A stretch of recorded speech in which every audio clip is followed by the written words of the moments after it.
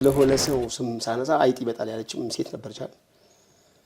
የሆነ ሰው ስም ከተናገርኩ አይጥ ግልጽ ይላል ቤቴ ውስጥ። የባዕድ አምልኮ የምንጠቀማቸው መሳሪያዎች አሉ እና እነሱን አውጥተን ዝም ብለን ነው መጣል ያለብን ወይስ በምን አይነት መንገድ ነው ማስወገድ የሚኖርብን? አዎ መጀመሪያ በደንብ መታወቅ ያለበት ያው እንዴት እናስወግደው ያለው ያው አይተሻል። የነኚህ ልጆች ድቤ ነበር ይመታላት ለንቧ ስትመጣ። ስለዚህ መጀመሪያ ዲስኮኔክት ለማድረግ ፌጦ፣ ጨው፣ አመድ፣ ግራዋ ከተካለ ወይም ቀሲል ወይም ቁርቁራ አንድ ላይ አፍሉና እዛ ውስጥ ለ40 ቀን ዘፍዝፉት ውሃ ውስጥ ነው የምለው። እነማን አንዴ የሸህ ቤተሰቦች መጀመሪያ ላይ እዚች ሀገር ላይ ከፍተኛውን ስራ የተሰሩ ሰው ቤተሰቦች ላይ የዛር ችግርን በብዛት ታያለሽ። በተመሳሳይ በአውሊዎች ስም የተሰሩ ዛሮች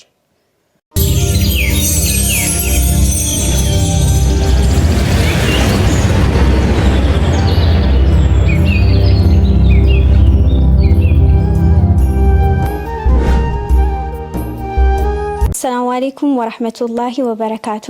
ውድና የተከበራችሁ የአሊፋ ባህላዊ ሕክምና ቤተሰቦች እንዴት ናችሁ? ዛሬ ከኡስታዝ አብዱል ሐፊዝ በድሮ ጋር የሚኖረን ቆይታ አለ። ወደ አሊፋ ባህላዊ ሕክምና ከመጣው በኋላ የተለያዩና የሚስቡ ኬዞችን ዛሬ ከኡስታዝ አብዱል ሐፊዝ ጋር የተለያዩ ጥያቄዎችን እያነሳን የምንቆይ ይሆናል። ሰላም አለይኩም ኡስታዝ። ወአለይኩም ሰላም ወራህመቱላሂ ወበረካቱ። ዛሬ እንግዲህ ወደዚህ ተቋም ከመጣሁኝ በኋላ በጣም የሚስቡና አዳዲስ የምላቸውን ኬዞች ወደ ተመልካቾቻችን ለማድረስ ተገናኝተናል። ቀጥታ ወደ ነጥባችን ስናልፍ ምንድነው የአንድ እንስትን ኬዝ እናነሳለን። የመጀመሪያው ምንድነው አባቷ በንብ እንደተነደፈ እና ከዛም በኋላ እንደሞተ ከዛም በኋላ ደግሞ ጀናዛውንም የሸኙት ብዙ ንቦች እንደነበሩ ከጥቂት ቆይታዎች በኋላ ደግሞ እሷንም ንብ እንደነደፋትና ከዛ በኋላ የኤፒሌፕሲ አይነት ሲምፕተሞችን እያሳየች የነበረች አንድ ወጣት ነበረች እና ይህም በቤተሰቦቿ የዛር አምልኮ ወይም ደግሞ ባዕድ አምልኮ እንደነበር ነግራናለች። ከዚህ ጋር የንብና የዛር ግንኙነታቸው ምን ይመስላል የሚለውን ብትመልስልን። ቢስሚላህ والأول والآخر والظاهر والباطن وهو بكل شيء عليم። እያንዳንዱ ሚስጥሮችን ስናነሳ ሁሉንም ሚስጥር አዋቂው አላህ ሱብሓነሁ ወተዓላ ብቻ ነው። ነገር ግን አላህ ባሳወቀን ልክ አንዳንድ ለየት ያሉ ነገሮችን ስናነሳ አዋቂውን እሱ መሆኑን እየተገነዘብን ነው ጥግ እየደረስን ማለት ነው። ስለ ልጅቷ አስታነሺ ግን የረሳሽውን ነገር ላስታውስሽ። ልጅቷ ልትታከም ስትገባ ንብ ተከትሏት እኛ ጋርም ገብቷል። በትክክል ነው። ያኔ ደንግጠሽ ነበር። አዎ እንዳትረሺ ብዬ ነው። እና ልጅቷ ስትገባ ንቧ መጮህ ስትጀምር ምንድነው ንብ ነው ወይኔ ንቧ መጣች እንዴ እዚህም መጣች እንዴ ብላ ጮሃ ተነሳች። ከዛ እኔ አረጋጋኋት ማለት ነው። አረጋጋኋትና ይሄ የንብ ኬዝ ብዙ ሩቃ ቤቶች እንደሄደችና ግራ እንዳጋባቸው ነገረችን ማለት ነው ኬዟን። ወደ እስላማዊ መረጃ ስንመጣ እንግዲህ አሁን ዝም ብለሽ ካየሽ ብዙዎቹ የተረዱት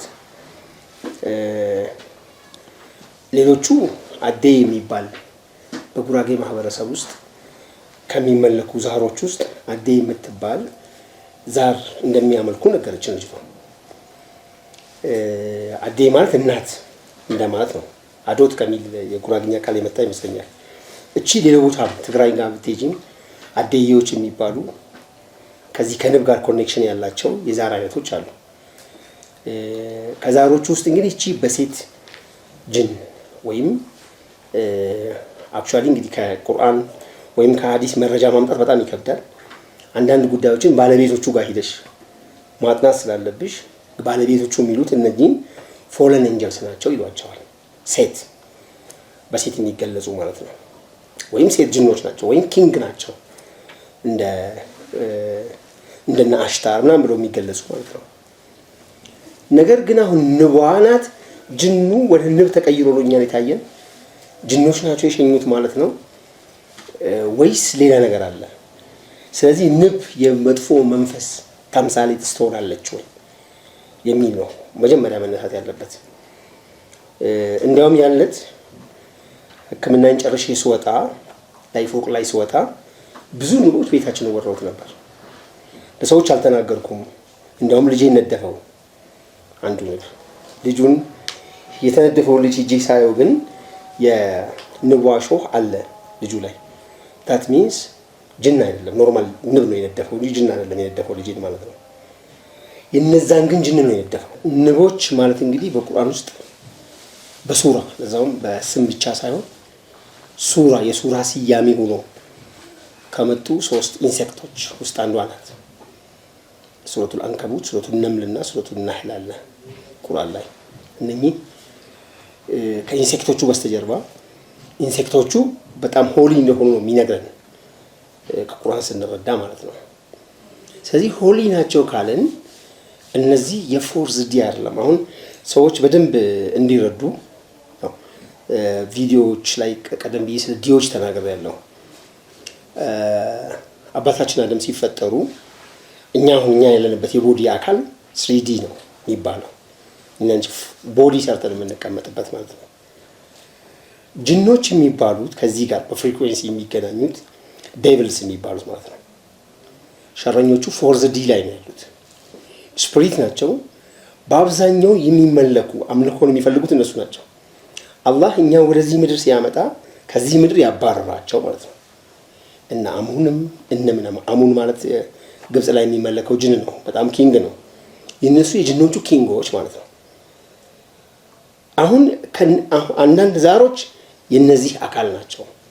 ወደኛ የሚመጡበት ዋናው ምክንያት እዚህ ቦዲ እዚህ ዓለም ላይ መፍረድም እዚህ ዓለም ላይ መስራት ስለማይችሉ በእኛ በኩል ላይሰንስ ለማግኘት ነው። እኛንም ፍቃዱን የምንሰጣቸው አምልከን ሊሆን ይችላል፣ ከነሱ የሆነ ነገር ፈልገን ሊሆን ይችላል፣ ጠርተናቸው ሊሆን ይችላል። በእኛ በኩል ፍቃድ እስካላገኙ እኛም ፕሮሴስ ማድረግ አይችሉም። ስለዚህ እዚህ ምድር ላይ አቅም የላቸውም። ጅን አቅም የለውም ሲባል ይሄኛው ነው ትልቁ ነገር። እነዚህ ሐሸራቶች ግን በተለይ በሆሊነታቸው የሚታወቁ እንስሳትም ሆኑ ኢንሴክትስ የፊፍዝ ዲ ፍጡራን ናቸው። ከፊፍዝ ዲ ነው ስፒሪታቸውና ኮኔክት የሚያደርገው። ፍጡራን ናቸው ስንል እንግዲህ ዝም ብሎ እንደተራ ነገር ልናያቸው አንችልም። ለምሳሌ ንብ ወአውሃ ረቡከ ኢለ ነህል ይላል። ከአላህ ዋህይ ትቀበላለች። ከአላህ መልእክት የምትቀበል እንስሳ ናት። ከአላህ መልእክት ከተቀበለች ተራ ነገር አይደለችም ማለት ነው። ዝም ብለሽ የምትሰራውን ስራ ማር ከባዱ መድኃኒት ነው። የንቦች የአፈጣጠራቸውን ስታይ ባለፈው እንደ ንብ ሁኚ እናትሽን ገላጠቢ ብዬሽ ነበር ትዝ ይልሽ ከሆነ። አፈጣጠራቸው በጣም ተአምራዊ ነው።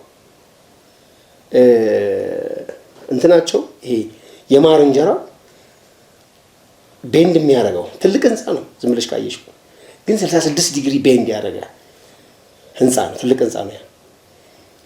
በመሐከሉ አንዱን እንጀራና በአንዱ እንጀራ መሐከል ያለው ቢ ስፔስ ይባላል። ስፔሲፋይ ነው። የትኛውም ንብ እሷን ማንቀሳቀስ በሚችል ደረጃ ጠብቃ ነው የምትሰራው። 66 ዲግሪ ቤንድ ያደረገ ማለት ነው ህንፃው። እንደዚህ በየትኛው መቅጠጫ ውሃ ብታፈሽበት አይገባም።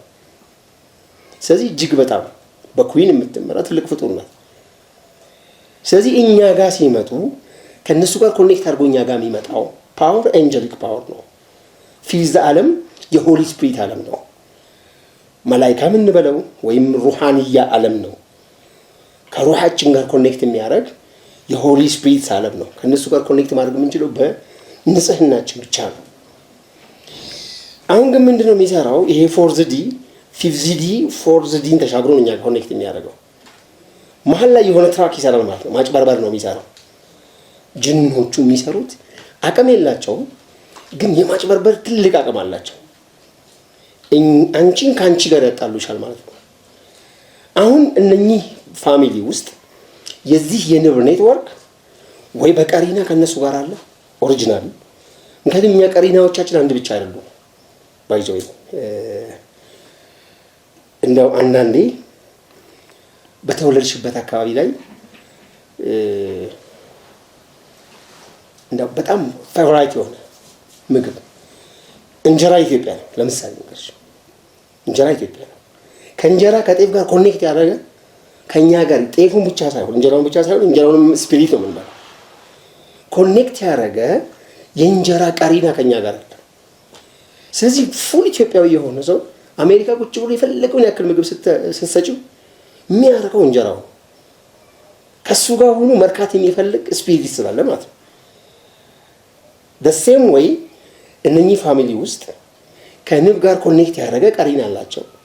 እነኚህ ሰዎች እንደውም ስፒሪቹዋሊ ወደ አላህ መቃረብ በጣም ቢያሳድጉ የንብን ቋንቋ መስማት የመቻል አቅም ዴቨሎፕ ሊያደርጉ ይችላሉ።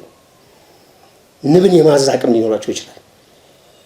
ልክ አንዳንዴ ፊልም ላይ እንደምታዩ አንትማን ምናምን ብለሽ የምታያቸው አይነት ሰዎች አይነት ፓወር ዴቨሎፕ ሊያደርጉ ይችሉ ነበር። ይሄን የሚያደርጉት ግን ወደ ኢጎ በመምጣት ሳይሆን ወደ ኮንሽስ ማይንዳቸው በመምጣት ሳይሆን ከአላህ ጋር ኢባዳ በማድረግ ወደ ሰብኮንሽስ ማይንዳቸው ሲሄዱ ነው ያ ፓወር ከቀሪናቸው ጋር የሚገናኙት። እኛ ግን ብዙ ጊዜ ኢጎ ላይ ነው ያለነው፣ ፍላጎት ላይ ነው ያለነው። አንዲት ስንጥር ብትወጋን ለመዳን ነው የምንሮጠው። ያቺን ህመም እንኳን ቻለው አንልም። ስለዚህ እንዲህ ሲያደርግ በሆነ ነገር ተስተዋውለን በገባንበት ወቅት እሱ የሚፈልገውን ኢባዳ አይነት ያሰራናል። ፎርዝዲ ላይ ያለው ጅን ማለት ነው። ስለዚህ አምልኮ ለራሱ ያደርጋል። ንቧን አይደለም ያመለኩት እነዚህ ሰዎች። ማን ነው ያመለኩት? ጅኑን ነው መሀል ላይ ያመለኩ ያሉት። ስለዚህ ጅኗ የራሷ የነሱ የሆነው ኔትወርክ ኦር የነሱ የራሱ ቀሪና ከነሱ ጋር ፍሪኩዌንሲውን ይገለብጥባቸዋል። አንደርስታንድ ዳይሬክሽን። ስለዚህ አሁን ምንድነው የሚፈጠረው? ኦሪጂናሊ ንብ ከነሱ ጋር አለ፣ ኦር የንብ ቀሪና ከነዚህ ሰዎች ጋር አለ። አጣልቷቸዋል። ግን ካጣላቸው በኋላ ደግሞ የሆነ ቁርባን እንዲያቀርቡለት ረሱል እንዲያቀርቡለት አድርጎ አስታራቂ ለመሆን ይሞክራል። አባትየው በንብ ሲነደፍ የነደፈው ያቺ ንብ አይደለችም፣ የጅኑ ንብ ነው ተመስሎ የመጣው። ከዛ በኋላ ግን ሞተ። አሁን ፋሚሊው ላይ ንብን መፍራት፣ ለንብ ተብሎ ቁርባን ማቅረብ፣ ለዛን ፓወር ተብሎ ማረድ ምናምኖች ከስተም ይሆናሉ ማለት ነው። ያን ሲያጣ ደግሞ የሆነ ችግር ይፈጥራል። ምን ተፈጠረ ማለት ነው? ጥል ተፈጠረ በሁለቱ መሀል።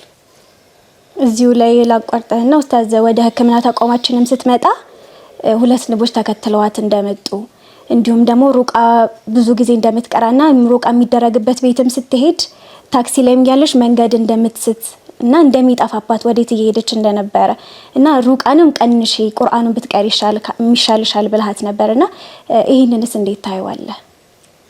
እንደዚህ ያኩ ነው። አሁን እሷና የእሷ ቀሪና ተጣልተዋል። ሩቃው ግን ጦርነት ነው። ጠላቱን ሳይለይ ጥይት እያርከፈከፈ ነው ሩቃ ቀሪው።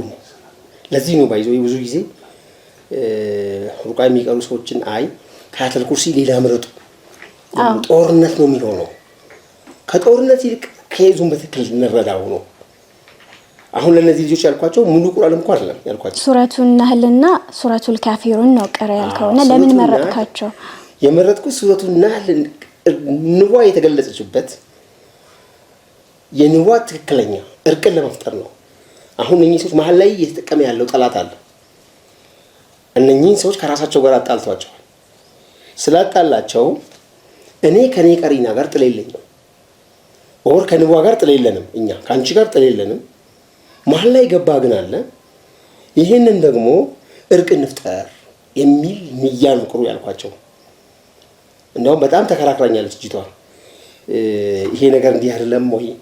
ሌላ ሩቃ ቤት ስንባል እኮ እንደዚህ ተብለን ነበር ምናምን የሚል ነገሮች አነሳች። ኖ አንቺ መጀመሪያ ከራስሽ ጋር ነው መታረቅ ያለብሽ።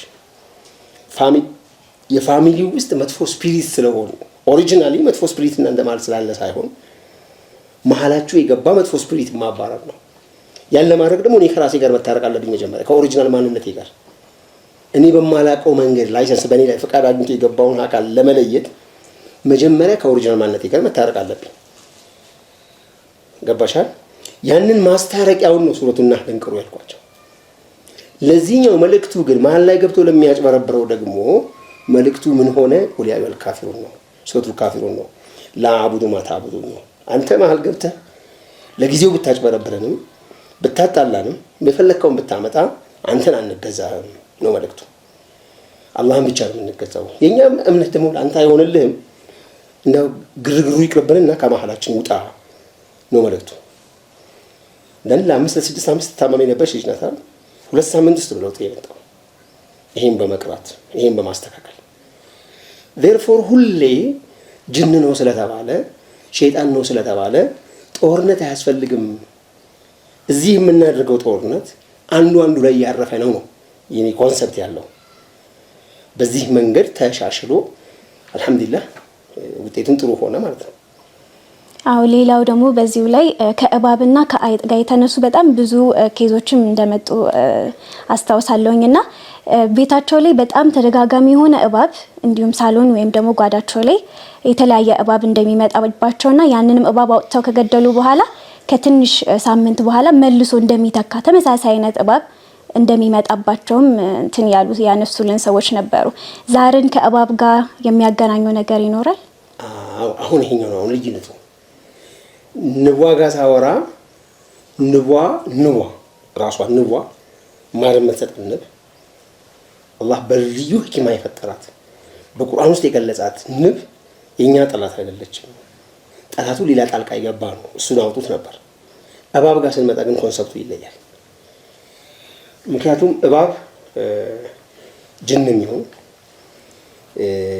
በብዙ መንገዶች ይገለጻል። አንዳንድ እባቦች ኖርማሊ ሸያጢን አይደሉም። አንዳንድ አይነት እባቦች አንዳንድ እባቦች ደግሞ ቶታሊ ሸያጢን ናቸው። ስለዚህ ቶሎ ለዚህ ነው ረሱላችን ሰለላሁ ዐለይሂ ወሰለም እባብን ካያችሁ ቅድመ ሁኔታ አለ ለመግደል። መጀመሪያ ይህ የሰው ቤት ነው አትግባ። መጀመሪያ ሰላም ነው። እስላም ጊዜ የመጀመሪያው አማራጭ ሰላም ነው። አትግደሉት፣ አታባሩት። ግን ይሄ የሰው ቤት ነው። ስለዚህ አላህ የሰው ቤት ውስጥ እንድትመጣ አልፈቀደልህምና ለቀህልን ውጣ፣ አላህን ፍራ በሉት ነው የተባለው። ከዛ ሙዓወዘቴ ምናምን ቅሩ ነው። ቁርአኖቹ በጣም ስፔሲፋይ ናቸው። ከዛ በኋላ ጅን ከሆነ ለጠላትነት ያልመጣ ከሆነ ይሰወራል።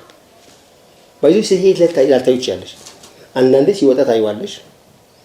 አንድ ቤት አውቃለሁ ሚኒመም 30 የሚሆን እባብ ሰው ያየው ሲቀራል ብቻ። እነሱ ሶቶ ያሲን ነበር ቅሩ ያልኳቸው 30 ይሆናል ነው ያሉ። ቅድም ያልነበረም 30 እዚህ ቤት ውስጥ ካለ እንግዲህ ከተማ ላይ የሚቀመጥ በሴራሚክ ተሞላ ቤት ውስጥ ቤት በኩል መጥቶ ወጣ እንኳን ማቲው 30 የሚሆን እባብ እያየ ነው በበር ወጣሉ ብሎ ደንግጠው ሲደውሉኝ አትግደሉት፣ አትከተሉት። ምን ማለት ነው? የነዚህኞቹ እባቡ ቅድምም ነበር ግን አይናቸው በሚታይ ደረጃ አልነበረም። ፍሪኩዌንሲውን ቬል አድርጎ ነበር፣ ደብቆት ነበር። ልክ ሲቀራ አንቬል ሆነ፣ እንዲታይ ሆነና ሩጦ ወጣላቸው። በቃ መከተልም መጣላትም አያስፈልግም ከዚህ በኋላ። ለምን እንከተላለን? እኛ የራሳችን ሰላማዊ ህይወት ብቻ ነው የምንፈልገው። ስለዚህ ቅድመ ሁኔታው ያ ነው። እነዛ ሰዎች አሁን ገደል ነው ያሉ ሰዎች በትክክል በሲህር ነበር እባቡ የሚመጣው። ይመጣል፣ ይገሉታል፣ ይተካል። ስለዚህ አሁን ደግሞ ይሄኛው ደግሞ ሲህሩ ግን በእባቡ ሊሰራበት የቻለው ትልቁ ምክንያት ምንድነው? እነሱ ውስጥ አሁን እንደዛ ነው። ዛር እንዴት ነው የሚጀመረው የሚለውን እንደው አንድ እንትን ያጂና ወደ ኋላ ላይ በደንብ እናወራው። እንዴት ነው መጀመሪያ የገቡት የሚለውን በደንብ እናብራራዋለን ማለት ነው። ስለዚህ አሁን ዛሮቹ ወይም የሌላኛው ሸያጢን በእባብ ሲገለጽ፣ በሸሪት ሲገለጽ፣ በአይጥ ሲገለጽ፣ አሁን አይጥ ላይ ምንም ቅድመ ሁኔታ የለም። ምክንያቱም አይጥ ብሎ ሆሊ የለም። የምቀኛ ስፕሪት ናት፣ ሸያጢን ናት። ካለ ምንም ቅድመ ሁኔታ ግደሏት የተባለው አይጥ ነው። ሌላውን ነገር ተከራላ መጀመሪያ ሰላም ነው። በቃ አይጥ ስትመጣ ለተንኮል ነው የመጣችው መጀመሪያው ነው። ያው ሁሌ እኔ በሄድኩበት ቦታ ስለሆነ ሰው ስም ሳነሳ አይጥ ይመጣል ያለችም ሴት ነበረች። የሆነን ሰው ስም ከተናገርኩ አይጥ ግልጽ ይላል ቤቴ ውስጥ። that means የሆነ ኮኔክሽን ከዛች ሴትዮዋ ጋር አለ ማለት ነው። ከአይጥ ጋር ያላት ኮኔክሽን አለ ማለት ነው። እቺኛዋ ደግሞ እቺኛዋን አታክ እያደረገች ነው። በዚህ ጊዜ ራስን መጠበቅ ነው። እንግዲህ አሁንም ስቲል የመጀመሪያው ቅድመ ሁኔታ ራስን ማረጋጋት ነው። ራስን ካረጋጋሽ በኋላ ሰላም ነው። በቃ የመጀመሪያው ንያሽ ቀልብሽ ውስጥ መግባት ያለበት ሰላም ነው። እስልምና የመጣው ለሰላም ነው። የሰላም አምባሳደሮች መሆን አለብን ነው። ሸረሪት ስትመጪ ሸረሪት ጋር ሁለት ነው። አሁንም ከሆሊ ስፒሪት ጋር የሚያያዝ ሸረሪት አይነት አለ፣ የሸይጣን አይነት ሸረሪትም አለ። ስለዚህ አሁን ሰዎች ምንድነው ሁሌ ጠላትነትን ብቻ ያለ መግለጽ ያለብን ማለት ነው። በሰላማዊ መንገድ ውጡልን ስናቸው ይወጡልናል ነው ኮንሰፕቱ። እንደዚህ ነው። በጣም ተለይቶ ነው መታየት ያለበት። እሺ ሌላኛው ነጥብ ደግሞ ኡስታዝ በማወቅም ሆነ ባለማወቅ የባዕድ አምልኮን ሲያደርጉ የነበሩ እንደ ጨሌ፣ ዛር እንዲሁም የተለያዩ አይነት የባዕድ አምልኮ የምንጠቀማቸው መሳሪያዎች አሉ እና እነሱን አውጥተን ዝም ብለን ነው መጣል ያለብን ወይስ በምን አይነት መንገድ ነው ማስወገድ የሚኖርብን? ወደዚህስ ነገርስ ሰዎች እንዳይገቡ እና ያሉም ከሆኑ ደግሞ በዛው እንዲወጡ ምን አይነት ምክርን በዛው ታስተላልፋለህ? መጀመሪያ በደንብ መታወቅ ያለበት እንዴት እናስወግደው ያለው ያው ይተሻል። የነኚህ ልጆች ድቤ ነበር ይመታላት ለንቧ ስትመጣ አባቱን ፋይናሊ ቢሞትም የነበረው ቤታቸው ውስጥ ድቤ ያለ ለንቧ የሚመታ ድቤ ነበር ነው። ስለዚህ ድቤውን ሳጥሉት መጀመሪያ ለሁሉም መክረው ጨሌ ይኑር፣ ዱላዎች አሉ፣ አንዳንድ አይነት እቃዎች፣ ብዙ አይነት መገልገያ እቃዎች አሉ። በየአመት ተጠብቆ ቅቤ የሚቀባ አመት ተጠብቆ ማር የሚቀባ ምናምን ነገሮች አሉ። ተመለከ ማለት ነው። ይህ የአምልኮ እቃ ማለት ያ ጨሌ የተመለከ ጨሌ ማለት ተራ ጨሌ አይደለም፣ ሳተላይት ዲሽ ነው። ወይም ዋናው ሳተላይት ነው ለዛኛው ጅን ለተመለከው ነገር። ዝም ብዬ አንስቼ ብጠለው አንደኛ መጣላቴም ለኔ አደጋ ይፈጥራል፣ ሁለተኛ ዲሹንም አልቆርጠው 100% ላልቆርጠው እችላለሁ። በመጣል ብቻ አልገላገልም፣ ኮኔክት አድርጓል። ስለዚህ መጀመሪያ ዲስኮኔክት ለማድረግ ፌጦ፣ ጨው፣ አመድ፣ ግራዋ ከተካለ ወይም ቀሲ ወይም ቁርቁራ አንድ ላይ አፍሉና እዛ ውስጥ ለ40 ቀን ዘፍዝፉት። ውሃ ውስጥ ነው የምለው። ዘፍዝፉትና 40 ቀን አንዳንዴ 4 ወር እንደየ ሁኔታው ነው። ከእናት የጀመረ ከሆነ 40 ቀን በቂ ነው። ከአንድ ጄኔሬሽን ግን 2-3 ጄኔሬሽን ተሻግሮት የጀመረ ከሆነ ረጅም ጊዜ ስለሚፈጅ 4 ወር ድረስ ዝም ብላችሁ ዘፍዝፋችሁ አስቆዩትና ከዛ በኋላ ወንዝ ውስጥ ጣሉት ነው የምለው። መቅበርም ይቻላል ከዛ በኋላ ሌላም ሰው እንዳይነሳው ማለት ነው፣ ሪኮኔክሽን እንዳይኖር። እኛ ጋር ሲመጡ ደግሞ ወይ ይሄን የማያገኙበት አካባቢ ላይ ከሆነ ደግሞ እኛ ጋር መድኃኒት አለ አዛሃክ የሚል በዛ መድኃኒት ዘፍዝፉት። አሁን በያሉበት ሁኔታ እንዲጠቀሙት መረጃ እንሰጣለን። እኛ ጋር የሚዘጋጀ መድኃኒት አለ፣ በዚህ ዘፍዝፋችሁ ጣሉት እንላቸዋለን። የነዚህ ልጆችም ቤታቸው ውስጥ የነበረው ድቤ ነበር። ድቤውን በዚህ መንገድ አስወገዱት። አልሐምዱሊላህ ሁሉም ነገር ሰላም ሆነ ማለት ነው። ከዚህ በኋላ ሪኮኔክሽን አይኖርም። እነሱ ፈልገው አሁን እንግዲህ ኢጎ ነው ፈልገው ሂዶ ኮኔክት እስካላደረጉ ድረስ ሰላማዊ ነው የሚሆነው ነው። ለምን ምንድን ነው የሚፈጥረው ካልሽኝ እኔ በጣም ረጅም ከቆየ በኋላ ነው የተረዳሁት ይሄን ጉዳይ። በነገራችን ላይ ዚክሮች ካለምንም ምክንያት አይደለም የተገደቡት፣ ምክንያት አላቸው መገደባቸው።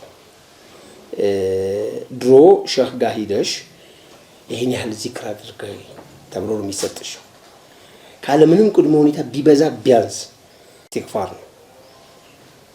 ኢስቲግፋር ምንድነው ባህሪው?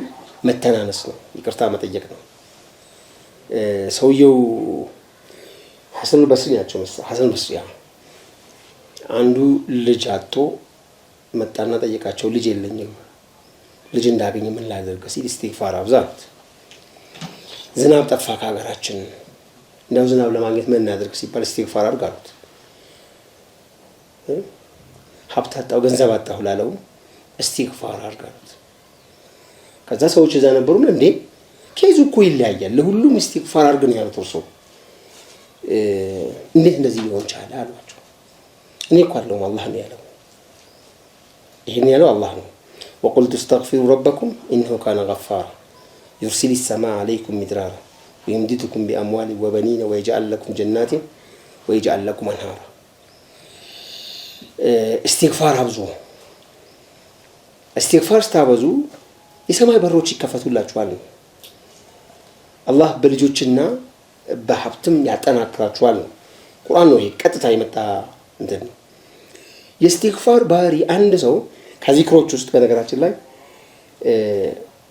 በፍጹም ከኢጎ ጋር የማይስማማ ለኢጎ የማይሰራ ዚክር ቢኖር ሰላዋትና እስትግፋር ናቸው። ለምንድን ነው? መተናነስ ነው። አጥፍቻለሁ ማረኝ ነው እስትግፋር፣ ወደ አላህ መመለስ ነው። ስለዚህ እስትግፋር ባበዛ ቁጥር ሰውየው ያለው የኢነርጂ ፍሰቱ ወደ ሰብኮንሺየስ ማይንዱ ነው፣ ወደ ሲሩ ነው የሚፈሰው። ለዚህ ነው በጣም ብዙ በተለይ አሁን ተስቢህ በጣም የምታበዢ ከሆነ ጭንቅላትሽ ላይ በጣም ከባድ ግለት ይሰማል። ማብዛት ስለዚህ በሺዎች። በዚህ ጊዜ ግን በአስማዕን የምታበዢ ከሆነ ከኢጎ ጋር የሚሰራ ፍላጎትሽ ላይ ከሆንሽ፣ ለምሳሌ ብዙ ዚክር የሚያደርገው ገንዘብ ለማግኘት ይሄን ዚክር አድርግ ይባላል።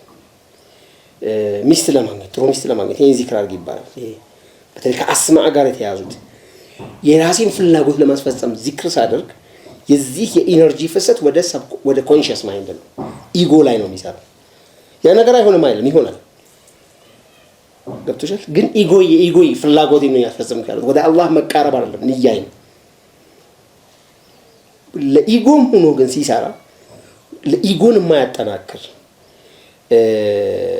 የዚህ የኢነርጂ አሁን ያልኩሽ የኢነርጂ ፍሰት ወደ ሰብኮንሺየስ የሚያፈሱ ቤስት ሁለት ዚክሮች ሰላዋትና እስትግፋር ናቸው። ሁለቱም መተናነስ ስለሆኑ መተናነስ ብቻ ናቸው ሁለቱም። اللهم صل على محمد وعلى سيدنا محمد በቃ ሰላምታ አይናድርስልኝ ብቻ ነው። ይሄን ላግኝበት ይሄን ልሆንበት አይደለም። እንዲህ ስታበጂ ባንቺና በረሱላህ ሰለላሁ ዐለይሂ ወሰለም መሐል ያለው ኮኔክሽን በሲር በአእምሮሽ አለ የውስጥ መሐባሽ የውስጥ ኔትወርክሽ በጣም ይተረከራል። እስትግፋር ስታበጂ ወደ አላህ አሁንም መመለስ ነው። ስለዚህ ራስሽ አንቺ ዚሮ እየሆንሽ ያለው አላህ ብቻ ነው። አንቺ ዚሮ እየሆንሽ ነው የምትሄጂው። የለም በሁሉም ነገር ወደ አላህ እየተመለስሽ ነው። በዚህ ጊዜ ወደ ሰብኮንሺየስ ማይንድሽ በጣም እየገባሽ ስትሄጂ ምን ይፈጠራል? በቃ ሀብታለሽ አለኛው ምን አላህ ሀብትሽም አላህ ንብረትሽም አላህ ምናምን ይሆንልሻል። እነኚህ ታህሊል አስማዕ ግን በተለይ ከኢጎ ሳይድ አሁን ኢጎሽ ሳይሞት ሞቶ ሳያልቅ ለዚህ ነው አሁን ኢጎሽን አይተው ነው የድሮቹ ሸኾች ዚክሩን የሚሰጡሽ ማለት ነው። ከዚህ ቁጥር አትብለጭ ኢጎሽን አይተው ነው የሚያውቁ በጣም አይናማ የሆኑ ሰዎች ካሉ በዚህ ዘመን ገጥሞኝ ያውቅም እንደዚህ አይነት ሰው። ነገር ግን ኢጎሽ ሳይሞት ታህሊል የምታበዢ ከሆነ ይሄ ባዮ ኤሌክትሮኬሚካል ኢነርጂው የኢጎ የዚህ ሰብኮንሺየስ ማይንድሽ ነው ኢነርጂ ነው በጣም የሚያቀጣጥል ነው። በዚህ ጊዜ ራይት አስፔክት እንግዲህ ሌላ ፕሮግራም ያዢና ስለ አስፔክቶች እና ስለ ዳይሜንሽን እንደገና ብዙ ባለፉት ቪዲዮዎች ላይ ብዙ ሰዎች ጥያቄ ስለነበራቸው እነዛን ጥያቄዎችን ሪቫይዝ አድርገሽ እንደገና ዲስከስ እናደርጋቸዋለን። ራይት አስፔክት ማለት በቀኝ የቀኝ አእምሮሽ እንቅስቃሴ ክሎክዋይዝ ወደ ቀኝ ወደ ትክክለኛው ዳይሜንሽን ያሽከረክረዋል፣ በጣም ያሽከረክረዋል።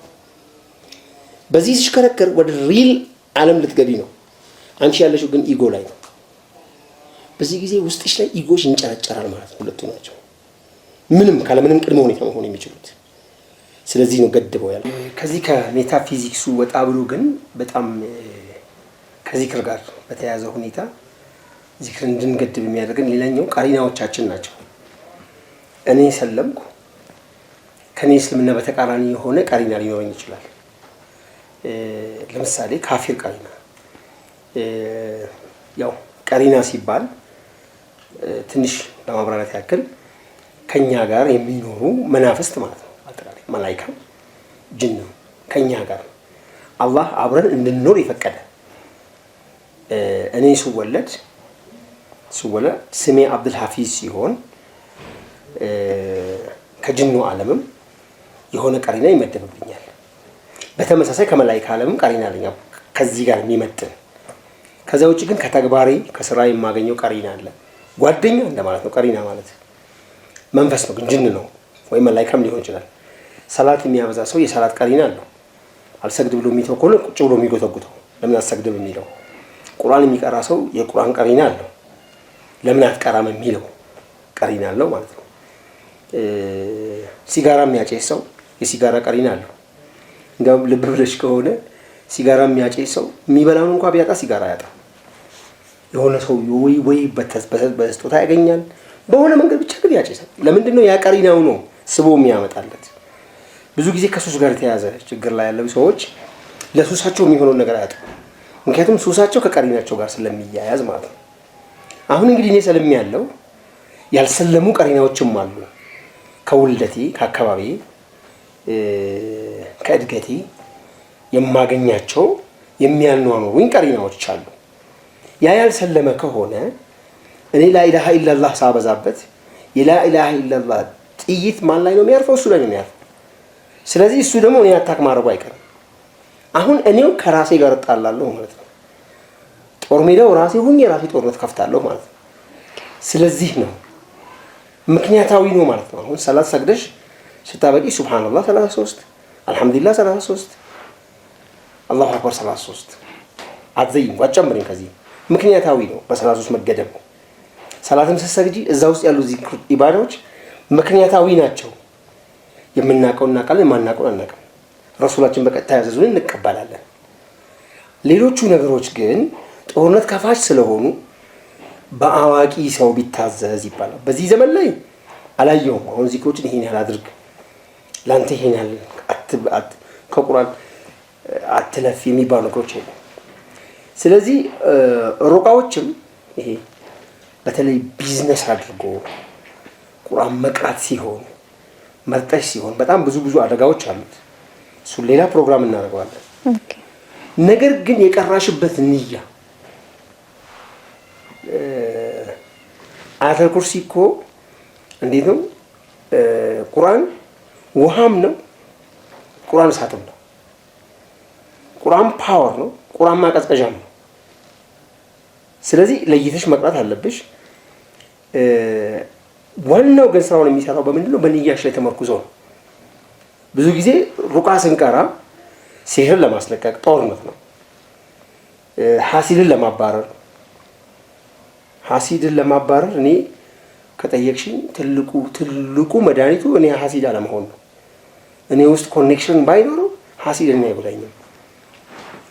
የራሳችንን ፍልስፍና ራስን ማጥራት ላይ ነው ማተኩረው ነው። ሰዎችን ሲህርም ሲሆን አይተሽ ከሆነ ሰዎች ሲመጡ ሲህር ተደርጎብኛል ምናምን ሲሉ አይ አንተ በደለህ ከሆነስ አሁን ሩቃ እያደረግ ከሆነ እሱ ገንዘብ ስለከፈለኝ ገንዘብ ከፍሎ ቅራልኝ ስላለኝ በዳዩ ሆኖ እያለ ግን ገብቶሻል። አንዳንዴ እሱ በድሎ ሊሆን ይችላል። እድሜ ልክ የቤት ሰራተኛ ሲያሰራ ይከርምና ከደሞዝ አባራራት ሂዳ ሲህር አደረገችበት። አሁን እኔ እንደ ሙስሊም እንትን የእሷንም ሀቅ ስጥ ነው እንጂ ማለት ያለብኝ እሱ ከፍሎ እኔ ጋር ስለመጣ ዝም ብዬ ጦርነት መክፈት የለብኝ። ይሄ ጦርነት ሀገርም ላይ ነው የሚያርፈው። እንደስተደረገች ነው ያው ባለፈው የቤት ሰራተኛ ሲህር አደረገችብን ምናምን ብሎ ያሉት ኬዝ ላይ ነው እንዴ የምልሽ። መጀመሪያ ግን ደሞዟን በትክክል ከፍላችኋል ወይ? እነኚህ ነገሮች መጥራት ያለባቸው። አሁን ሩቃን በተመለከተ ምንድነው የሚሆነው? ዝም ብሎ ሩቃን ተውትና ሩቃን የሚለውን ተውትና ቁርአን ነው መንሃጃችን። በጥሩ ንያ ከአላህ ጋር በመገናኘት ንያ ከአላህ ጋር በማውራት ንያ ቁርአኑን አንድ ሰፋ ለምን አትሆንም? በቀን ከቻላችሁ ማን ልጁስ ከቻለም በቀን መختም ሊሆን ይችላል። አይገደብም ቁርአን። ንያው ግን ጦርነት ሳይሆን አሁንም መልስ መስጠት ሳይሆን ከአላህ መጋር እኔ አላህን ካገኘው እኮ ችግሬ ሁላ ተፈታ። ምን ይቸግረኛል? ኢስቲግፋርም እኮ የሚያስፈልገው ለዚህ ነው። እኔ አላህን ላገኘው እኔ አላህን ካገኘው እኮ ችግሬ የለም። የእስልምና ትልቁ ጎል አላህን ማግኘት ነው። በቃ ሌሎቹ ኢንተርሚዲየት ጎል ናቸው። ሸይጣን ግን እኛን የሚያደርገው መሀል ላይ ባሉ ጎሎች ላይ ነው። ወደ አላህ ኳሷን ይዞ እየሄደ እያለ አይ እኮ ጎሉ አይደለም ይሄኛው ጠላትን እኮ ሳትገለው እንዴት አላህ ጋር ትደርሳለህ ይልሻል። ስለዚህ ወደ ጠላት ስትወሪ ከአላህም ሳይገኝ ባክ ነው ይቀራል። ያን እንዳይሆን አንደኛ ከራሳችን ጋር ይጣላም ቀሪና ካለ ስሩታይም ይሰልማል። ቁርአንን ብቻ ቅሩ። ታህሊል ጦርነት ምናምን እንደዚህ ማስገደዶችን አቀዝቅዙ። ምክንያቱም እስልምና ውስጥ የረሱሉላህ ህይወት ትልቁ አስተምሮታችን ነው። ረሱሉላህ ሰለላሁ ዐለይሂ ወሰለም ጂን በራሱ ጊዜ ሰምቷቸው የሰለመበት ጊዜ አለ። ሱረቱል ጂን የወረደበት ከሰዎች ጋር ከካፊሮች ጋር ከፈር ከሚሏቸው ሰዎች ጋር ለመስማማት የቃጡበት ጊዜ አለ። አይ ግን አቂዳን እስልምናን ወደ አላህ በሚረብሽ ሁኔታ ጥያቄ ሲቀርብ ግን የመለሱበት ሁኔታ ደግሞ አለ። ከአብ መካ ውስጥ እያሉ አንድ አመት ያንተን አምላክና አምልክና አንድ አመት የኔ አምላክ አምልክ እንደዚህ ሲባል ነበር። ቁል ያ ካፊሩን የወረደው በነገራችን ላይ ለአቡዱ ማታቡዱ የዛሬ አምልኮ እንደዛ ነው። ጠዋት ሰላትን ስገድ ከሰዓት ደግሞ ለኔ ይረድ የሚል አይነት ነው። ስለዚህ አሁን አይሽ ከመንፈስ ጋር ሆነ እንጂ ድርጊቱ እንደዛ ነው። ስለዚህ አንዴ እኔን አምልከኝ አንዴ አላህን አምልከኝ የሚባል ነገር የለም። እኔ አላህን ነው የማመልከው ለአቡዱ ማታቡዱ። ላኢላሃ ኢላላህ ታብዙ ስል ደግሞ ያልሰለመም ቀሪናችን ሊሆን ስለሚችል ችግር እየፈጠረ ያለው በአንድ ጊዜ ጦርነት በማርከፍከፍ አይደለም። በኔ መስለም በኔ ጥሩ ስራ መስራት ሂደት ነው። በነገራችን ላይ እስልምና በሻሃዳ ይጀምራል። አርካኑል ኢስላም 5 ነው። ባንዴ እኮ ሙእሚን አትሆኚ፣ መጀመሪያ ሙስሊም ነው የምትሆኚ። ሰሃቦቹ እኛ ሙእሚኖች ነን ሲሉ ቁርአን ከለከላቸው እኮ ላ ተቁሉ አመና ወላኪን ቁሉ አስለም። ለጊዜው ላኢላሃ ኢላላህ ብላችኋል። ኢማን ጋር ለመድረስ ሙእሚን የሚለውን ለመድረስ የራስሽን ቀሪና ሰልሞ አንቺም ሰልመሽ አላህ ሙእሚን የሚባል መቃም ነው። ኢማን ሙእሚን መቃም ነው። ከዛ አቢድ አለ መቃም ናቸው፣ ደረጃዎች ናቸው። አላህ ያለሽ አቢድ አለ፣ ታኢብ አለ፣ ደረጃዎች ብዙ ናቸው። በሰዎች መሀል አላህ ለሰዎች የሚሰጠው ከእስልምና ጀምሮ ነው የሚያውቀው። ስለዚህ እኔ ዛሬ ሰለምኩ ብዬ ሌላኛው ቀሪና ላይ ሌላኛው ምናምን ላይ ጦርነት የምከፍትበት ምንም አይነት ምክንያት የለኝም ነው። ቁርአን መቅራት ግን ዝም ብለሽ ስትቀሪ ቁርአኑ በራሱ ዳዕዋ ስለሆነ ቀሪናዎችን ያሰልምልኛል፣ ሂደት ነው። እኔም ጦርነት ሳልከፍት ንያዬ አላህ ጋር መቃረብ ብቻ መሆን ግን አለበት። እያንዳንዱ ነገር እዛ ጋር ያለው በራሴ ንያ ነው መሆን ያለበት። ቁርአንና የታዘዝኩትን እየሰራው በተጨማሪ ግን መጠበቂያ የሚሉትን በአዋቂ አክቹዋሊ ለመጠበቅ ቁርአንን ከጧት ጀምሮ አንድ ጁዝ አንድ ሰፋ ነው ከመቅራት ጋር በላይ መጠበቂያ የለም። አላህን ከማግኘት በላይ መጠበቂያ የለም።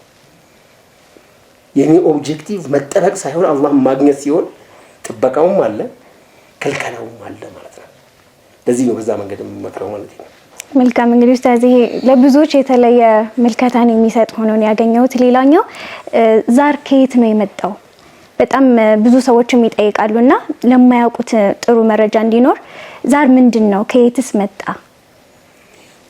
ዛር የሚለው ነገር በነገራችን ላይ በእስልምና ውስጥ በትክክለኛ መረጃ የለም። ነገር ግን እንግዲህ ብዙ ነገሮችን አገላብጫለሁ። በዚህ ኤሪያ ላይ አብዛኞቹ የግብጾች ሲህር ነው ኢትዮጵያን ለማጥፋት። በክርስትና በኩልም ያሉ ብዙ አይነት ዛሮች አሉ። የክርስትና ስምን ክሌም የሚያደርጉ እዚህኛ ጋር ብዙ አይነት ዛሮች አሉ። ስለዚህ ይሄ ግብጽን ነው አክቹአሊ ቤዝ አድርጎ መጥቶ ሊሆን ይችላል። ያም ሆነ ይህ ግን የሆነ የጅን አምልኮ አውሮፓውያን አፍሪካ ላይ በአጠቃላይ ሰሩ ሲህር አይነት ነው ዛር ማለት ብለው የሚያስቡ ሰዎችም አሉ። ለዚህ የሚያነሱት መረጃ ምንድነው? የአፍሪካ ሀገሮች ቀኝ ገዢያቸው ካልመጣች እኮ አይታረቁም። እንዴት?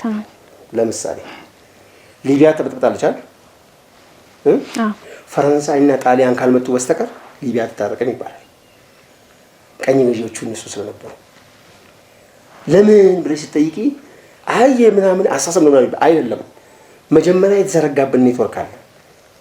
ድንበር ተብሎ እኛና ኤርትራን እድሜ ልክ እንድንዋጋ ለማድረግ የተሰመረ ድንበር አለ። ከዚህ ፊዚካል ድንበር ውጭ ግን እኛ ላይ ከአሳሰብ አልፎ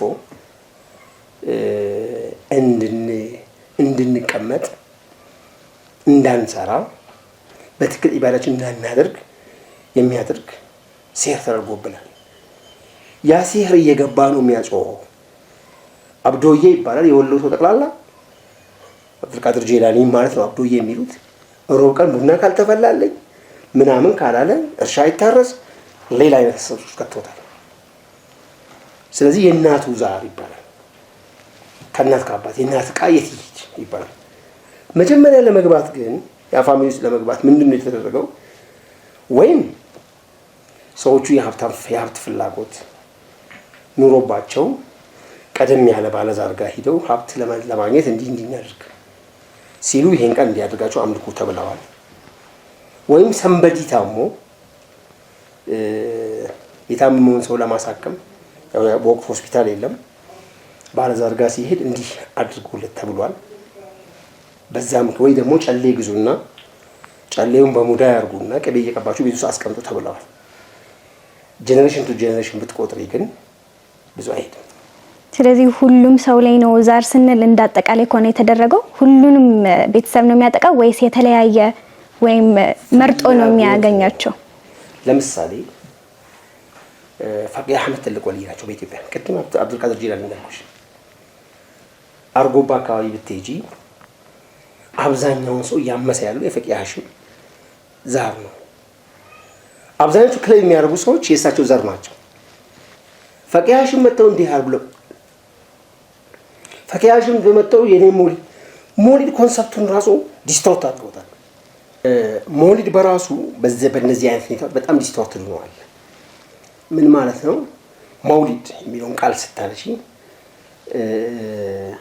የድሮዎቹ ትላልቆቹ አይማዎች ሞሊድን ያከበሩበት ኮንሰፕት ምንድን ነው? በረሱሉላህ የተወለዱበት ቀን ሳይሆን በረሱሉላህ መወለድ መደሰት ማለት ነው። በውለታቸው ስለተወለዱ ምን ማለት ነው?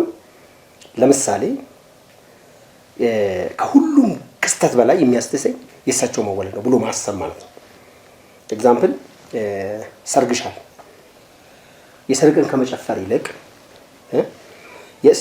ሰርግ አስደሳች ነገር ነው፣ ማግባት አስደሳች ነገር ነው።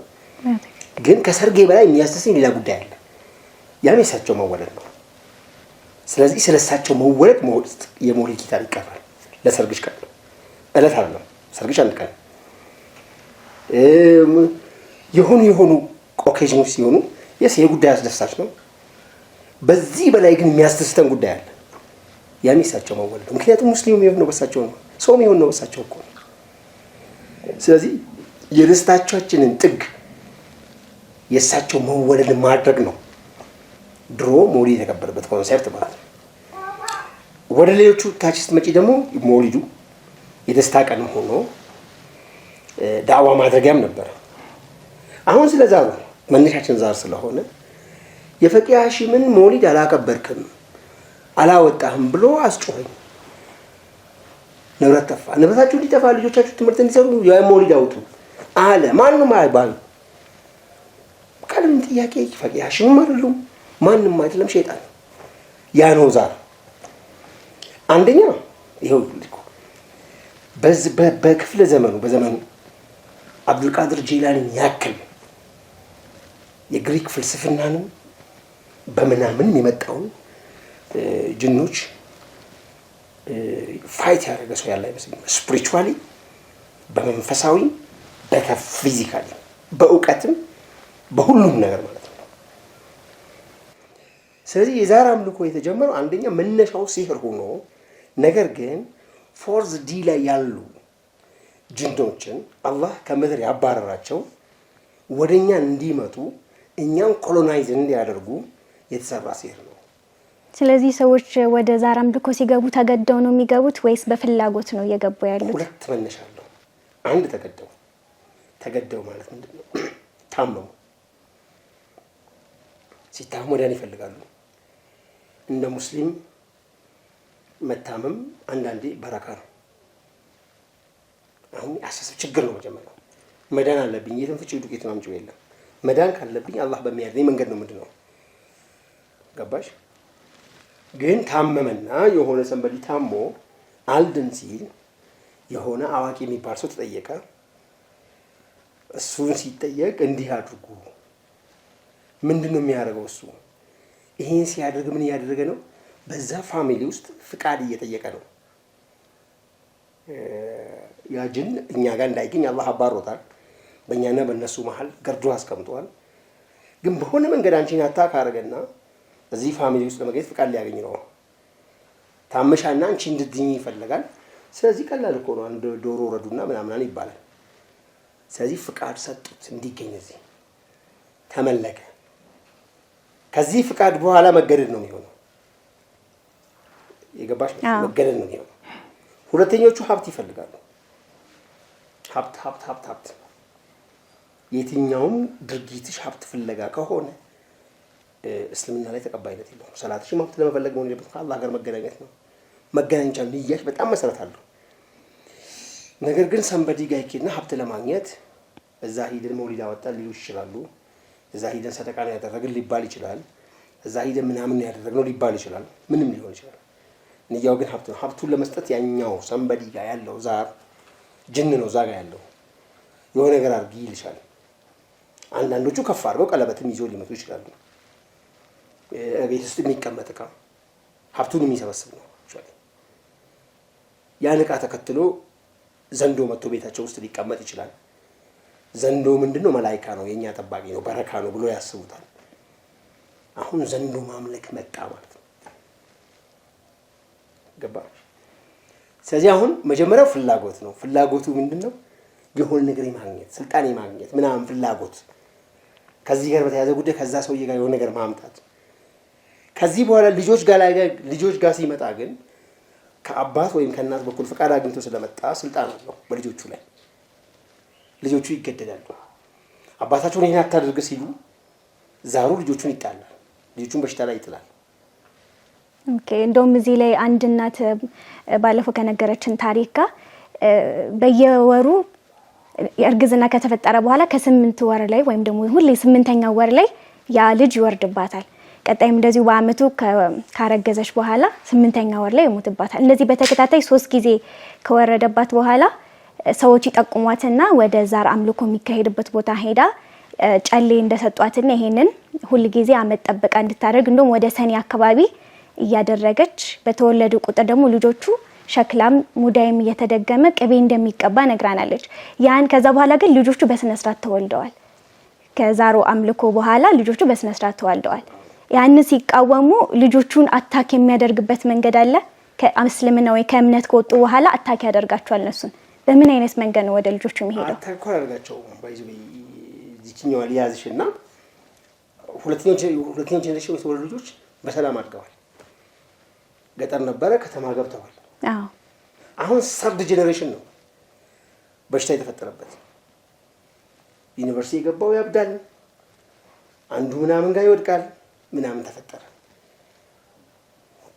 መማርም አልቻሉም ከሰው እኩል መሆን ያልቻሉት ሰርድ ጀነሬሽን ላይ ያሉት ናቸው ስለዚህ ልጅ ላይ ነው ጠበቀኩ ዛሩ እንትኑን የሚያጠብቅበትን ጊዜ ፈለገ ሰከንድ ጀነሬሽን በሱ ፍቃድ ነው የተወለዱት አሁን ምን ያደረገ ልጅቷን እንደ ሾታ ላይ በሆነ መንገድ ለክፍት አርጓል ሴትዮዋ ላይ ይጠብቅና 8ኛው ወር ላይ ያስወርዳታል አይደል እንደዛ ሲሆን ሰበሊ ተጠየቀ ሲጠየቅ እሷ ጋር ያለው አሉ እሷ ጋር ያለው ደም እየጠማው ስለሆነ ቀድማችሁ ደሙን ብትሰጡት እኮ ልጆቻችሁን አይበላባችሁም ተባሉ ስለዚህ ፍየል ረዱና በፍየሉ ደም እጠቧት ሴትዮዋ 8ኛው ወር ላይ እንድትታጠብ ያ ማለት ግልጽ ነው የተነገራቸው ከሷ ጋር ያለው ደሙን ይጠጣ ቀድሞ እሷ ስትጠጣ ደሙን ይጠጣ እሱ ማለት ነው ዳን ላይሰንስ ነው ይጅን ላይሰንስ ነው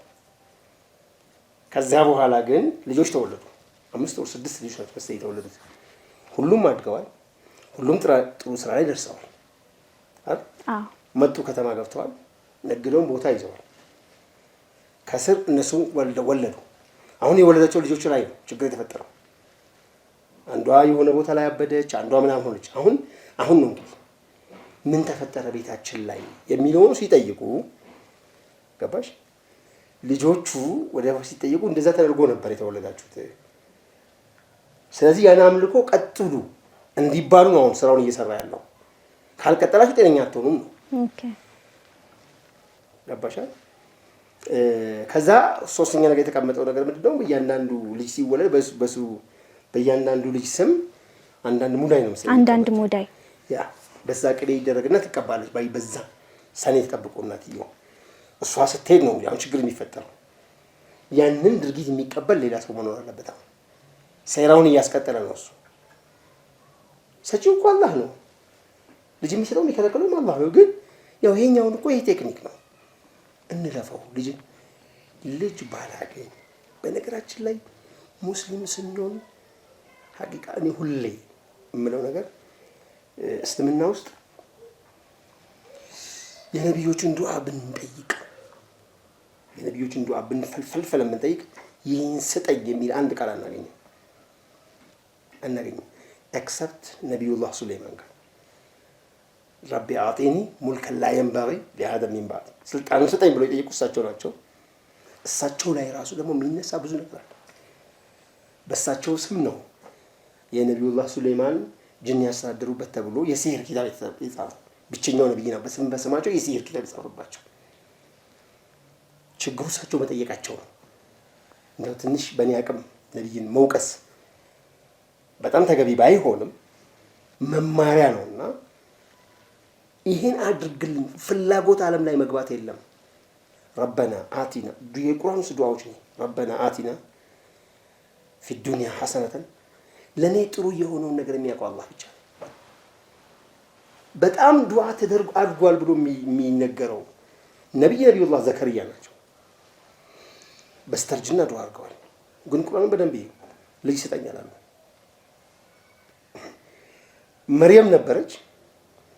መርየም ጋር ከሌላ ዳይሜንሽን የሚመጣላት ምግብ አዩ። ከዚህ እንኳን ነበር። ምክንያቱም የክረምትን ምግብ በጋ ላይ ትበላ ነበር። ሲያዩ አላህ የሚሳነው ነገር የለም የሚለውን በጣም ሁሌም ዱዓ የሚያደርጉ ናቸው። እዛም አስታይ ግን ያሉት ምንድነው?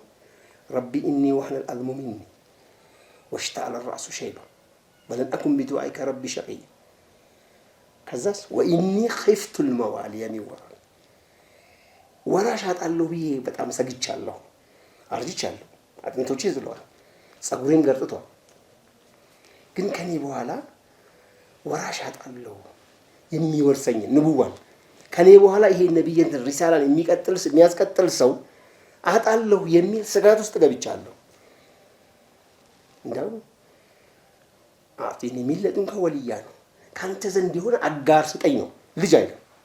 የሚገርመው አጋር ጓደኛ ሊሆን ይችላል። አጋር ሚስት ልትሆን ትችላለች። አጋር ብቻ ንቡዋን የሚያስቀጥል ሰው ሲጠይቁ አላህ ልጅ ሰጠው። እንደም ተአምር ነው የሆነባቸው። እንዴት ልጅ ሊሆን ይችላል የሚል ጥያቄ። ስለዚህ እኛ ይሄን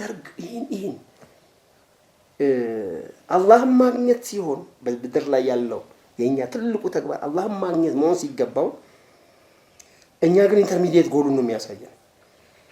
በጣም ብዙ ብር ብታገኝና ዑምራ ሂደህ ሐጅ ብታደርግ ምናምን ይላል። ሐጅ ባያደርግም ሰው ጀነት መግባቱ አይቀርም። አላህ የጀነት ያለው ሰው መስጂድ ሰርተህ ምናምን ነው በሀብት እኮ እንደዚህ ይደረጋል የሚባሉ ዳዕዋዎች ይበዙብሻል። ፍላጎትን ብቻ የሚያጠነክሩ ፍላጎቱ ነው የሰው ልጅ ሀብታም የመሆን ፍላጎት ምናምኖቹ ከአላህ መንገድ ዲስትራክት ያደርጋሉ። የሸይጣን መግቢያ በሮች ናቸው። በቃ ኸይሩን ትጠይቂያለሽ። አላህ አንቺ እሱ ጋር ለመድረስ እሱ ጋር መድረሻው መንገድ በሀብት በኩል ከሆነ ሀብታም ያደርግሻል። በስልጣን መንገድ ከሆነ ስልጣን ይሰጥሻል። በበሽታም ሊሆን ይችላል እሱ ጋር የምትደርሺው በሽታመሽ በመሰበር ራሱ ላንቺ እሱ ጋር መዳረሻ መንገድ ነው እንጂ ዲስትራክት ማድረጊያ አይደለም። ይሄን ስታምኚ መዳንም መኖርም ከአላህ ብቻ መሆኑን ስታቂ የሸይጣን መግቢያ በር ሁሉ ተዘግቷል ማለት ነው። ስለዚህ አሁን ልጅ ይላሉ። እኔ ልጅ ሳልወልድ ብሞት እኮ የመጀመሪያው ሰው አይደለሁም። አፍተር ኦል ልጅ ብሎ ልጅ ለማግኘት ብሎ ልጅ እኮ ያገኘናቸው ልጆች የወለድናቸው ልጆች ሳሊ ስለመሆናቸው ምን ማረጋገጫ አለ? እንደውም ቁርአናዊ አስተሳሰቡን በደንብ ቁርአኑን ካየሽ ልጅ 3 አይነት ነው። የመጀመሪያው ልጅሽ ጠላትሽ ነው። እነማ አምዋሉኩም ወአውላዱኩም አዱውን ለኩም ይላል ቁርአን። ጠላቶቻቸው ሚስቶችን ሚስት ለማግባት ብሎ መስተፋቀር ምናምን ያሰራል ሰው የሸይጣን አምልኮ ውስጥ ይገባል። ሴት ለማግኘት ግን ጠላቱ ልትሆን ትችላለች። የወለደውም ልጅ ጠላቱ ሊሆን ይችላል። የወለድኩት ልጅ ጠላት ይላል መሆኑ እርግጠኛ አይደለሁም። ምክንያቱም ልጁ ጠላቱ የሆነበትን ብዙ ሺህ ሰዎች እናውቃለን እናያለን ዛሬ ላይ በግልጽ። ሁለተኛ ልጅም ሚስትም ፈተና ናት፣ ዱንያም ፈተና ነው። ፊትነቱን ለኩም ነው። ሶስተኛ ናቸው ዚነቱል ሐያት ዱንያ። ያ ግን አላህ በምርጫው ሲሰጠን ነው። አሁን ልጅ አላገኘውም ብሎ ዝም ብሎ መንፈራገጥ፣ ከወደቁ በኋላ መንፈራገጥ ትርፉ መላላጥ ነው የሚባለው። እንደዛ ነው የሚሆነው። ልጅ አላህ አልሰጠኝም፣ ኢንሻአላህ ይሰጠኛል። ከአላህ ብቻ ተጠብቀው እንደ ነብዩላህ ዘከሪያ በስተመጨረሻ ሊሰጠኝ ይችላል። መሀል ላይ ይሰጠኛል። ልጅ የወለዱ ሰዎችም ጠላቶቻቸው ላለመሆናቸው ማንም እርግጠኛ አይደለም። በልጁ ምክንያት ጀሀነም የሚገባ ሰው ሊኖር ይችላል ከራሱ አልፎ። የነብዩላህ ኑህ ልጅ ነው ልጅ አይደለም የተባለው፣ የነብይ ልጅ እኮ ነው። እኛ የተራሶች አለም አስተዳደግን ስለማያውቁ ነው፣ መምከርን ስለማያውቁ ነው። ብዙ መልስ የሌለው ነገሮች ናቸው። ስለዚህ ዋናው የሸይጣኑ በር ምን ከፍተው ዛር ላይ ዛሬ እኔ ስለ ዛራም ልጅ ለማግኘት ብዬ የማደርጋቸው ድርጊቶች ለጀነሬሽኑ ካንሰር ነው። ሸይጣኑ ወልጄ ነው የሚሄደው ማለት ነው። ለህዝብም ጠላት የሆነ ልጅ ነው አስቀምጬ የሚሄደው ማለት ነው። ስለዚህ ከላይ የመጣው ጉዳይ አንዱ ሲህር ነው። ሁለተኛው የራሳቸውን ፍላጎት ነው። ሲህርም ቢመጣ መጀመሪያ ስልጣን ሰጥተው ወደ ቤት የምናስገባው በራሳችን የፍላጎት ችግር ነው። የነዚህ ልጆችም አሁን በወቅቱ ተወለዱ፣ ጥሩ ነበር። የልጅ ልጆቻቸው ጀነሬሽን በቃ አዛያየ ነው። ስለዚህ በእኔ ምክንያት አዛ የሚያደርግ የሚሆን የሚሰቃይ ጀነሬሽን አስቀምጬ ላልፍ ነው ማለት ነው። ፍላጎቶች ዝም ብዬ ልጅ ምናምን ስልም ይህን ነገር ማገናዘው በጣም የተሻለ ነው ለማለት ነው። አዎ እዚሁ ላይ ደግሞ በጣም ብዙ ተደጋጋሚ የሆኑ ጥያቄዎችን ይነሳል ከታካሚ ምንድነው ከትዳር ጋር የተገናኘ ነገር እስካለው ለምሳሌ አንድ የዛር አምልኮ ላይ ወይ የጨሌ አምልኮ ላይ የነበረ ቅድማያት ወይ አያቶች ከነበሩ ያንን ካላስቀጠሉት ትዳራቸውን የመበጥበጥ አግብተው በወሩ የማፋታት በሳምንቱም የመፋታት አለመስማማት በቀላሉ የመናደድ አይነት ነገር እነዚህ ህክምናው ላይ ወይ ሞደርን ሜዲሲን ላይ ላይፈታ የሚችሉ ነገሮች በሳይካትሪስት ኢቭን ላይፈቱ የሚችሉ ጥያቄዎች ይመጣሉ እና ትዳርንስ አፌክት የማድረግ ነገር አለው በዚህ ጉዳይ ላይ? ትልቁ ትዳር እኮ አሁን እኮ ልጅን በዛር አምልኮ ውስጥ ሲሆኑ እቺ ልጅ በሱ ላይ ተወለች ምናምን ናትና በሱ መስመር ነው የመጣችና የኔ ናት ብሎ ነው የሚያስበው ያጅን ኢንፋክት ዲኤንኤ ውስጥ ገብቷል። ስለዚህ አብዛኛው ሴቶች የሚሉት ምንድነው እንደውም ወንድ ስቀርብ ወንድ ያስጠላኛል የሚሉ ብዙ ሴቶች ይመጣሉ። አለመፈለግም ወንድ ጭራሽ አለመፈለግም። እንግዲህ ወጣታ ሴቱና ጭራሽ ወንድ ፍላጎት ውስጥ ላይ የለም አላስብም ጭራሽ። ሌሎቹ ደግሞ መጥቶ የሚገናኛቸው አብሯቸው የሚተኛ ህልም ለሊት የሚያዩ ህልም እኮ ብቻ አይደለም። ህልምማ ብዙ ሰዎች ህልም ያያሉ። ያ ብቻ ሳይሆን ይሄ ፊዚካሊ መጥቶ አብሯቸው ይተኛል እኮ አግብቻለሁ አይነት ነገር ነው። ይሄ ደግሞ በስለት ለሱ ተሰጣለች ማለት ነው። ወይም በሌላ መንገድ እሷን የማግባት ስልጣን አግኝቷል ማለት ነው። ይሄ በሌላ ፕሮግራም በደንብ ዘርዘር እናደርገዋለን ኢንሻአላህ። አንቺ ኬዞቹን ያያቸውና ማለት ነው።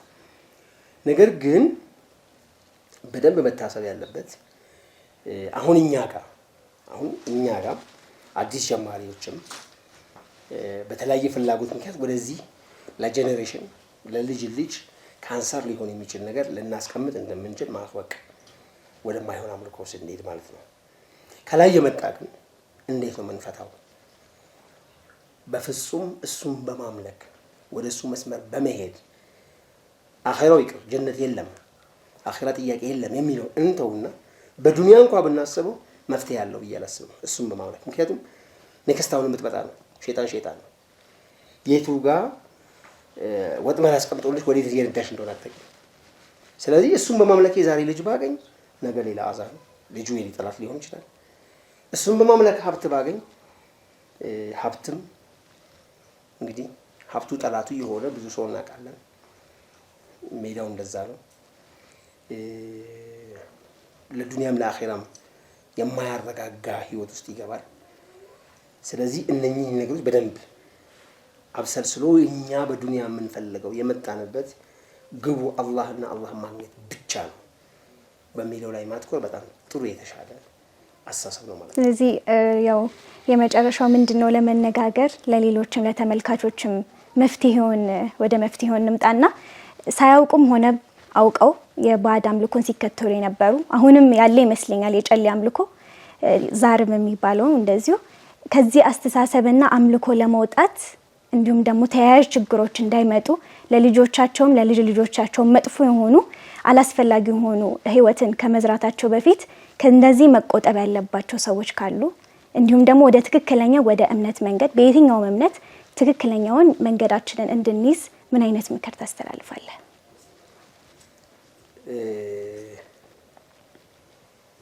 ይሄ እንግዲህ ዋናው የተውሂድ ፓርት ነው፣ የእምነት ፓርት ነው። ባይዘይ እምነትና ሃይማኖት የተለያዩ ሁለት ነገሮች ናቸው። አንድ ሰው የትኛውም ሃይማኖት ውስጥ ይሁን የፈጠረኝ ፈጣሪ አለኝ፣ የሚያኖረኝ፣ የሚገለኝ፣ ነገ የሚቀሰቅሰኝ ብሎ ካመነ የትኛውም ሃይማኖት ላይ ካለ እነኚህ ተቀጽላዎች ጠቅላላ የሱ ህይወት አጥፊዎች ካንሰሮች መሆኑን ማመን ያለበት። ስለዚህ ለነዚህ ላለመመርከክ ስፒሪቹዋል መንፈሳዊ ኮሎናይዜሽን መንፈሳዊ ኮሎኒ ውስጥ ላለመግባት ሰው የሀገሩን ዳር ድንበር ለማስከበር እስከ መጨረሻው ታይም ድረስ በተለያየ አቅጣጫ ይዋጋል። የመንፈሳዊ ዳር ድንበሩን ለማስከበርም እስከ መጨረሻው ደም ጥብታ ድረስ መዋጋት መቻል አለበት። በግለሰብ ደረጃም በቤተሰብ ደረጃም በሀገርም በቡድንም ደረጃ ማለት ነው። በየትኛውም መንገድ ይምጡ፣ ከግብጽ ይምጣ፣ ከአውሮፓ ከየትም ይምጣ የት እነኚህ መንፈሳዊ ኮሎናይዜሽን ናቸው። መንፈሳዎችን ነው ኮሎናይዝዱ ነው ያለው። ስለዚህ ከዚህ ኮሎኒ ስንወጣ ነው ትክክለኛውን የሰውነት ነፃነት የምናገኘው ብሎ ማመን መቻል አለበት መጀመሪያ ከየትኛውም ሃይማኖት አስተሳሰብ ውጭ ሆኖ ማለት ነው። ከዛ በኋላ ግን ከዚህ መውጫ መዋጊያ መንገዱን ሃይማኖቶቹ ቁጭ ያደርጉለታል። ያ መንገድ መከተሉ በጣም የተሻለ ነው ብዬ ነው የማምነው። ውድ የወዳጆ አሊፋ ዩቲዩብ ቻናል ቤተሰቦች በነበረን ቆይታ ጥሩና አስተማሪ የሆኑ መልእክቶችን እንዲያዛችሁበት ተስፋ እናደርጋለን። ፕሮግራሙ ለሌሎች እንዲዳረስ ቪዲዮውን ላይክ፣ ሼር እንዲሁም ሰብስክራይብ ማድረግዎን አይርሱ። በቀጣይ በሌሎች እና የተለያዩ ርዕሰ ጉዳዮች እስከምንገናኝ ወሰላሙ አለይኩም ወራህመቱላሂ ወበረካቱ።